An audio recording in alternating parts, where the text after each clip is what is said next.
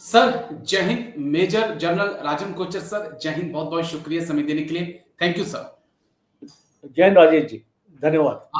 Thank you sir, आपने समय दिया। सर, हम देख रहे हैं कि भारत और पाकिस्तान के रिश्तों में तनाव बना हुआ है।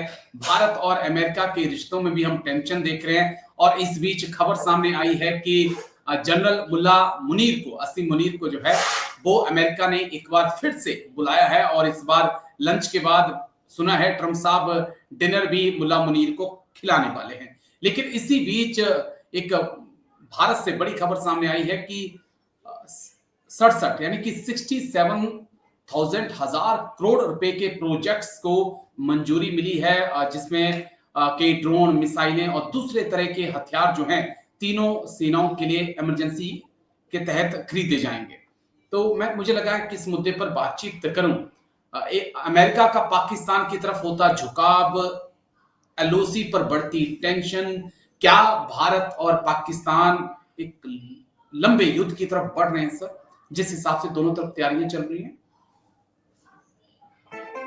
धन्यवाद राजेश जी, आपने जो अभी इसको जिक्र अपना किया and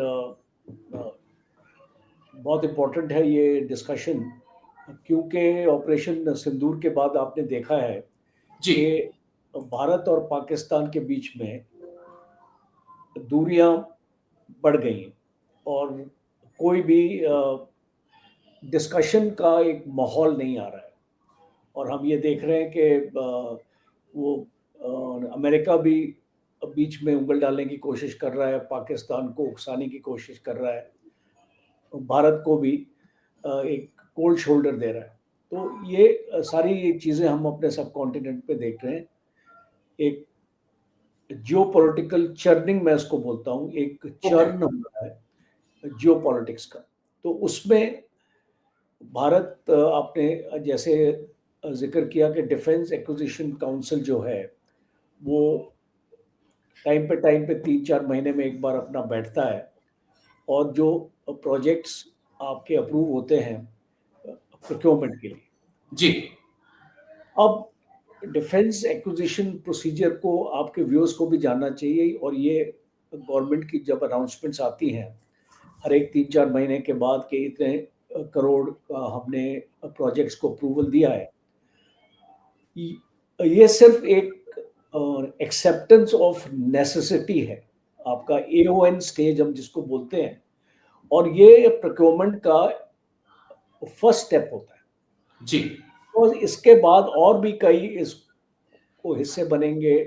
okay. Request for information एक डॉक्यूमेंट आपका बनेगा, रिक्वेस्ट फॉर प्रपोजल एक डॉक्यूमेंट बनेगा, और फिर उसके बाद आपकी टेंडरिंग होगी, टू बिड आपके टेंडर्स आपके निकलेंगे, जिसमें कमर्शियल बिड्स आएंगी, टेक्निकल बिड्स आएंगी। फिर उसके बाद एक आपका प्रोसेस बनेगा आपका ट्रायल एंड इवैल्यूएशन का, ओके। जिसमें एक पायलट सैंपल बनेगा, उसको टेस्ट किया जाएगा, डेजर्ट्स में जाएंगे, हाई ऑल्टीट्यूड्स में जाएंगे, प्लेन्स में जाएंगे, माउंटेन्स में जाएंगे, तो अलग अलग टेरेन में उसका टेस्ट होगा। फिर उसके बाद ये फौज के अंदर एक आता है। तो ये एक प्रोसेस हमको जो एक्सपीरियंस है, इस बार भी डिफेंस सेक्रेटरी ने एक स्टेटमेंट दिया है कि ये जो 6 साल का प्रोसेस है, जी। और इसको 2 साल में हमको कंप्लीट करना चाहिए। तो पहली चीज़ है कि गवर्नमेंट के पास ये चैलेंज है कि ये पूरा जो डिफेंस एक्विजिशन प्रोसीजर है 2020 का, जिसका रिव्यू गवर्नमेंट ने ऑलरेडी ऑर्डर कर दिया है, कमेटी बैठ चुकी है रिव्यू कर, और 2020 के बाद भी काफ़ी अमेंडमेंट्स हुई इस प्रोसीजर में। जी। तो मेरी एक रिकमेंडेशन है गवर्नमेंट से कि इसको बेहद सिंपल रखें। जो आपकी जीएसक्यूआर आप बनाते हैं, जनरल स्टाफ क्वालिटेटिव रिक्वायरमेंट्स, उसको भी सिंपल रखिए, और कोई ऐसी चीज को मत मांगिए जिसको कई साल लग जाएंगे आने के लिए, ओके। बिकॉज आज की जो रिक्वायरमेंट है उसको पूरा करने के लिए हमारे पास टाइम नहीं है। जी। और पाकिस्तान जिस तरीके से तैयारी अपना कर रहा है, हमको उसका मुकाबला करना है। और पाकिस्तान को तो क्या करना है, चाइना के पास जाना है, चाइना के पास रेडीमेड है, अपना रेडीमेड उठा लेना है, अपने सिस्टम में इंटीग्रेट कर देना है, 6-8 महीने में पाकिस्तान तैयार हो जाएगा। ज़्यादा ज़्यादा 1 साल लगेगा उसको ट्रेनिंग और इंटीग्रेशन के लिए। तो we don't have the luxury. और ओके, हमने सिंदूर में एक चीज़ और रियलाइज़ करी है, हमारे साथ कोई नहीं है इस लड़ाई को लड़ने के लिए। Agree sir. पाकिस्तान के साथ चाइना था, टर्की था, अज़रबैजान था, और वो ओपनली पाकिस्तान के सपोर्ट करते थे। हमारे पास इज़राइल एक हमारा एलाई है, एक हमारा दोस्त है, बट वो भी उलझा हुआ है अपनी प्रॉब्लम्स में। जी, और रशिया एक हमारा एलाई था जो इससे पे हम डिपेंड कर सकते थे, बट रशिया से भी काफ़ी प्रॉब्लम्स हो रही हैं। अभी आपने टैरिफ का भी सुन लिया। ट्रम्प रशिया को भी इंडिया के थ्रू जी, उस पार करना चाह रहा है। तो जाए तो जाए कहाँ वाली जो सिचुएशन आ सिचुएशन। रही है। जी, तो भारत को इससे एक बहुत बड़ी सीख मिल रही है। और वो सीख है कि जब तक आप अपने देश में ये चीज़ें नहीं बनाएंगे, आपकी आत्मनिर्भरता आप नहीं होगी, आप अपने आप को मजबूत नहीं कर सकते। For example I will tell you, लड़ाई में ओके,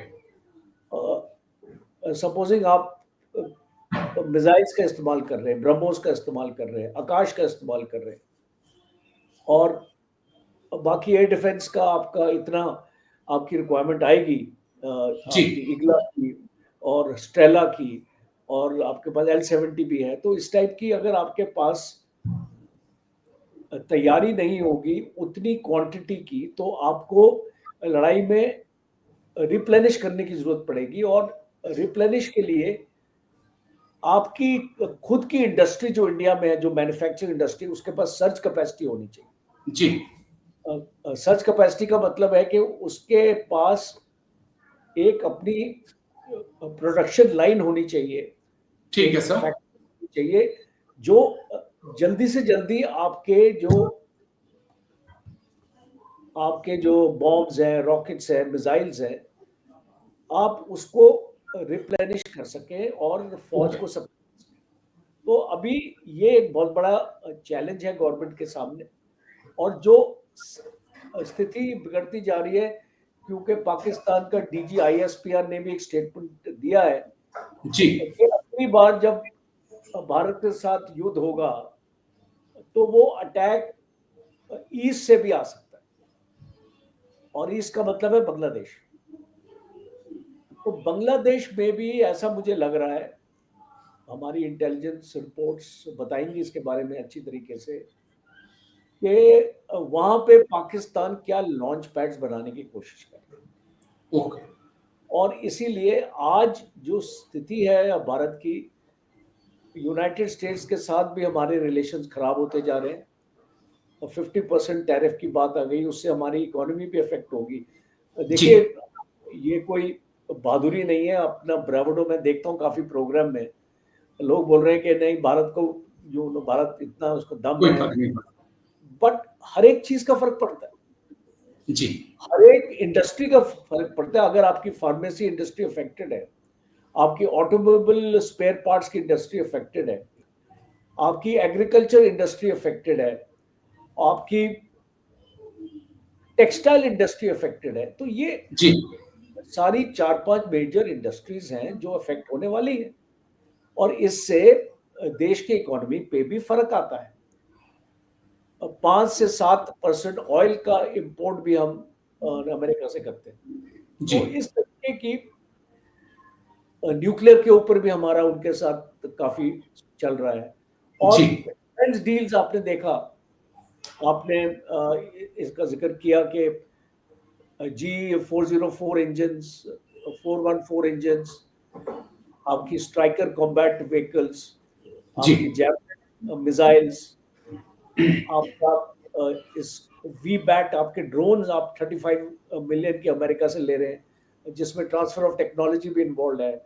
आपका MQ-9 भी, आपका रीपर ड्रोन्स, तो और आपके अपाची हेलीकॉप्टर, तो बहुत सामान अमेरिका से आने वाला है। वो आपकी ज़रूरत है, बिकॉज़ जी आपको अपने आप को मजबूत करना है, को मजबूत करना है। और जैसे आपने अभी ज़िक्र किया कि 67,000 करोड़, इसमें आप अपनी आकाश की new generation surface to air missiles खरीदेंगे। जी आप फ्यूचरिस्टिक इन्फेंट्री कॉम्बैट व्हीकल्स आप लेंगे इससे, आप ड्रोन्स लेंगे, आपके नेवल सिस्टम्स, आपकी मल्टी रोल वॉरशिप्स को अपग्रेड करना है एंटी सबमरीन रोल के लिए, बिल्कुल आपने सर। कम्युनिकेशन और सर्विलेंस सिस्टम लेना है, आपने इलेक्ट्रॉनिक वॉरफेयर सिस्टम्स लेने हैं। और जो हमारा फोकस रहेगा अभी, बहुत जी इंपॉर्टेंट है, इंडिजिनस, हम अपनी डीआरडीओ को कैसे मजबूत करें, हम अपने पीएसयूज को, भारत इलेक्ट्रॉनिक्स हो गया, भारत डायनेमिक्स हो गया, आपका प्राइवेट सेक्टर और आपकी एमएसएमईज, हम उसको कैसे ओके मजबूत करें और एक डेटरेंस पैदा करें। देखिए, आज मुझे बहुत अफसोस के साथ कहना पड़ता है कि आपसे कोई डरता नहीं है, जी बिकॉज अभी वो डेटरेंस कैपेबिलिटी आप में नहीं आई है, आप जो भी बोल लीजिए। Okay sir. और 4 दिन के बाद अगर आप लड़ाई को बंद कर रहे हैं, सिंदूर को, तो क्यों बंद कर रहे हैं? अब अगर पाकिस्तान लड़ाई नहीं चाहता तो इसका ये मतलब थोड़ी है कि आप भी नहीं चाहते, बिल्कुल सर। बिकॉज आपने एक लो एस्केलेशन में शुरू किया, आपने उनके टेररिस्ट कैंप्स को खत्म किया, उन लोगों ने आपके ऊपर अटैक किया, आपके आपके हवाई जहाज गिराए, फिर उसके बाद आपने अपना जो बाकी एयर बेसिस पे अटैक किया, ड्रोन अटैक्स हुए थे दोनों तरफ से। तो अब जब मौका आ रहा था पाकिस्तान को कुछ ज्यादा नुकसान पहुंचाने का, आपने लड़ाई रोक दी। तो जी सारी चीजें, ये मैं मानता हूं कि लड़ाई से कुछ हासिल होता नहीं है, बिकॉज अल्टीमेटली आपका कुछ ज्यादा इसमें हासिल नहीं होगा। But at the same time देश की एक छवि है, एक वर्ल्ड ओपिनियन है, वो बिल्कुल आप बिल्कुल होता है। नैरेटिव बिल्डिंग नहीं कर पाए, स्ट्रैटेजिक कम्युनिकेशन आपका वीक रहा, और इन एरियाज में आपको फोकस की जरूरत है। आने वाले वक्त में मैं इसको समराइज करूंगा इस वाले डिस्कशन को, कि आने वाले वक्त में जहां पे आपको ताकत की जरूरत है, वो आपका एयर डिफेंस सिस्टम्स, ओके आपके मिसाइल्स, आपके ड्रोन्स और आपके हवाई जहाज। ठीक है सर। बिकॉज देखिए, ये जो ग्राउंड ऑपरेशंस हैं और ये जो कन्वेंशनल वॉर है, ये बहुत बात की बात है। जी पहले अगर आपने इसको नुकसान, इसीलिए अभी आपने रुद्र ब्रिगेड के बारे में हमने एक प्रोग्राम में किया था आपके चैनल पे। बिल्कुल सर। ब्रिगेड को क्यों लाए गए हैं? बिकॉज आप जो भी रिजल्ट चाहते हैं, आप जल्दी चाहते हैं, मीन्स लड़ाई के 15 दिन के अंदर एक ऐसी सिचुएशन आप पैदा कर सकते हैं पाकिस्तान के लिए कि पाकिस्तान को घुटनों पे आना पड़े। आना तो पड़े। वो first 15 days of war is going to be the most crucial war. और आप अपना वॉर डॉक्ट्रिन जी पहले 15 दिन की लड़ाई के लिए तैयार कीजिएगा, because I this is my understanding of the ये पाकिस्तान और जो इंडिया की जो वॉर डॉक्ट्रिन्स हैं, अगर हम इनको जी स्टडी करें, तो मेरी अंडरस्टैंडिंग ये है कि पहले 15 दिन में आपकी हार या जीत हो जाएगी, उसका और फैसला। आपने उसी हिसाब से अपने फोर्सेस को तैयार करके, और मैं ये नहीं बोलता कि आप अपनी कन्वेंशनल फोर्सेस को कमजोर रखें, बट अगर आपके पास इतना ही पैसा है तो आपको उसको प्रायोरिटाइज करना है। तो जी कौन से एरियाज में प्रायोरिटाइज करना है मैंने आपको बता दिया। बिल्कुल सर। ये 3-4 एरियाज हैं। और लास्ट में साइबर और स्पेस की बात करना बहुत जरूरी है आपके डिस्कशन में, बिकॉज लड़ाई शुरू होगी साइबर वॉर से।